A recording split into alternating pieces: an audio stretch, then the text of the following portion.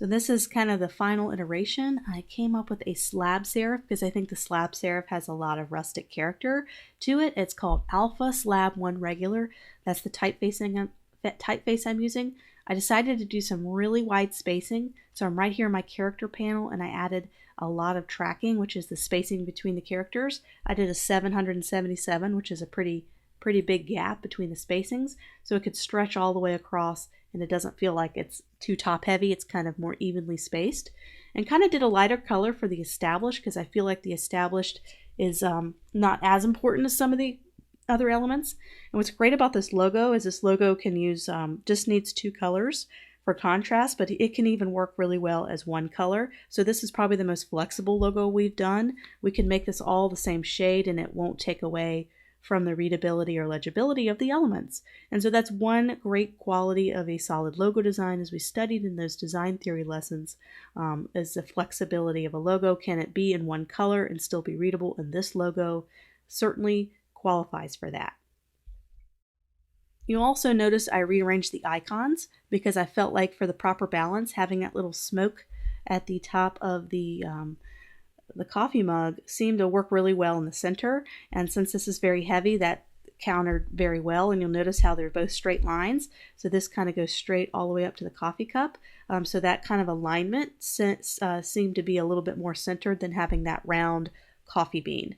And so I decided to put the coffee bean on the left and the shot glass on the right. So just trying to think once again, balancing and trying to find ways to arrange your icons in a way that makes more logical sense, but also kind of lines up a little bit and kind of just naturally looks more pleasing to the eye. So now that we're done with that concept, I want to do what we did last time and kind of see if we can come up with another iteration of it. Maybe a version where it's not a seal. We can break it out from the seal. So we could easily take this, duplicate it, just hold down Option and drag, and break this off, and we already have that. I think we already did a version of that down here. So why reinvent the wheel? Let's make it easy and just copy and paste that in here and delete these elements. I'm going to slide this over and we kind of can create a version that exists without the seal perhaps. And this is where balance really comes in handy. And I already have kind of some typefaces picked out for this one. I have this typeface that I decided to go with over this one because this one seemed a little bit more smooth. This is Futura. It's a geometric typeface. That's why it's so smooth. It's got, see, it's perfectly, their O's are perfectly circular, so it's geometric. So I thought that was a different break because, you know, when you show a client something and you use a particular typeface, it's nice to switch it up for another concept so you're not showing them the same typeface choice, because they may want to combine. They may want to say, I like concept 1 that has this typeface, but I want to put it with the icons of this concept. So definitely mix up your typefaces just to show the client a little variety when you're showing off your logo designs. So I found something similar, but you know, just different enough where they may prefer that over the other. And so now we need to talk about balance in a logo. So I'm going to go ahead and delete that. So with balance, you want to make sure that one element doesn't overpower the other. And right now we have this one large element. Let's go ahead and group that together. And we have this one and group that together. We have that in the arrangement that we like. So now one can't overpower the other. And this is where we can pop into grids. So we can go down to View and Show Grids, or you can use the shortcut that I'm going to go ahead and put right now on the screen. You can just toggle that shortcut over and over and toggle off and on the grids. And I'm going to get way more into grids after we do the golden ratio. We're going to do the golden ratio and then we're going to really hop into grids. But this is a great way to kind of figure out balance. So let's say we have this icon that fits perfectly. Let's see, the ends of the X's can fit right in a box. So you notice the corners.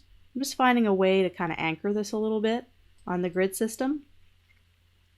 And then maybe the top of this T and the bottom of the G can go along the same line here, just trying to anchor it, trying to find a location of balance. And so what's great about this is the tip of this lines up with the typography, and it creates a nice size. This is not one bigger than the other. I think this looks really nice. And so I think that's a really nice balance. I think that works well there.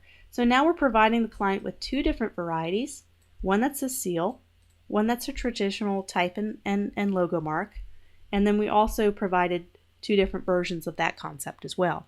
So now I really just want to work on one more, maybe one more concept to present to the client that's very different from these. I think maybe the one on the right is our more risky design. I think this is very different. I think that's very unique. I think that's going to be our more challenging design that we're going to challenge the client with. And this is safe, but it's not super safe. It's really detailed and ornate, and it's got a certain style to it. So it's kind of our middle of the road challenge logo. And then now we need a really easy, safe logo. And what I thought I would do is mess around with negative spacing, because I think that the O in the coffee, I think there's an opportunity to do a really simple coffee mug or shape to kind of do some kind of negative space, so we can keep the logo really simple, but we can also keep the logo, instead of having a separate type and separate symbol, we can combine them together to have one little type that has a little symbol inside of it and make it one very simple, concise logo. So we're going to do that. That's going to be our final concept we're going to do for this particular logo. So I'll see you back.